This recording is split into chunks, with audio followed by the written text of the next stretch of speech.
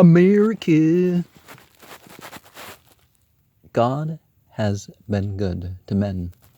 He gave his only Son their souls to save. And then he made a second gift, which from their dreary lives should lift the tyrant's yoke and set them free from all who'd throttle liberty. He gave America to men, fashioned this land we love, and then deep in her forest sowed the seed which was to serve man's earthly need. When wisps of smoke burst upwards curled from pilgrim fires upon the world, unnoticed and unseen began God's second work of grace for man. Here, where the savage roamed and fought, God sowed the seed of nobler thought. Here, too, the land we love to claim, the pioneers of freedom came. Here has been cradled all that's best in every human mind and breast.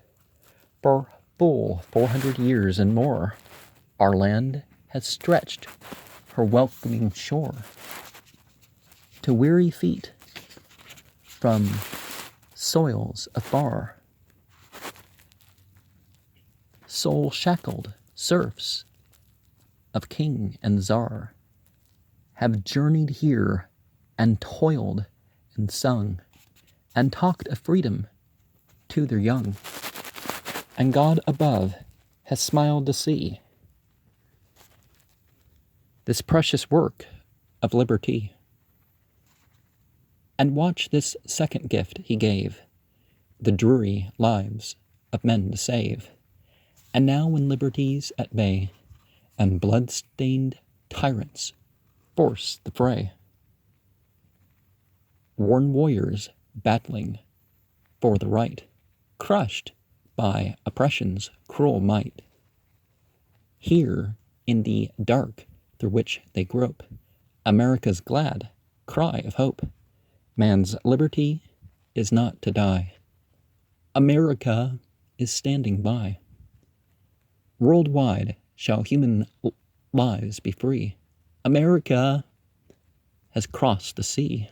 America, the land we love. God's second gift from heaven above. Builded and fashioned out of truth, sinewed by him with splendid youth, for that glad day when shall be furled all tyrant flags throughout the world. For this our banner holds the sky, that liberty shall never die. For this America began to make a brotherhood of man. And of course, being in a American paper, or probably a bunch of American papers,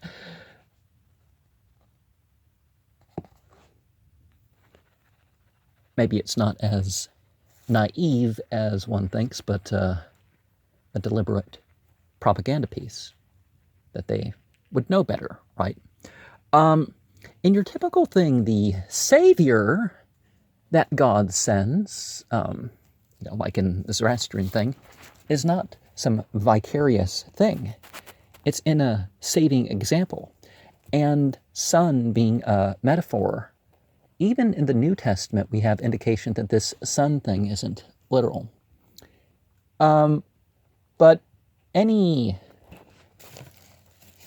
constitutional republic that existed before, there weren't any human rights that really started with America. They weren't exactly less violent than the natives. So that's a silly thing that's not, that doesn't pan out. And they knew, they were more in touch with the land. They more in touch with themselves as groups. But there were some groups among them, and And this idea, oh, well, people were shackled and brought over with this dream of freedom that was eventually fulfilled. Now, whether you were captured by the British in their forming of the UK, like some of my ancestors were, or whether you were brought over from Africa or whatever, this hope to be free, yeah, no. But people do intend the right in their wars and all that, so I'm not ignoring that they really do intend to fight for what's right. But we got to be careful about what is right. And are we fighting for our country, or are we fighting for a cause beyond that?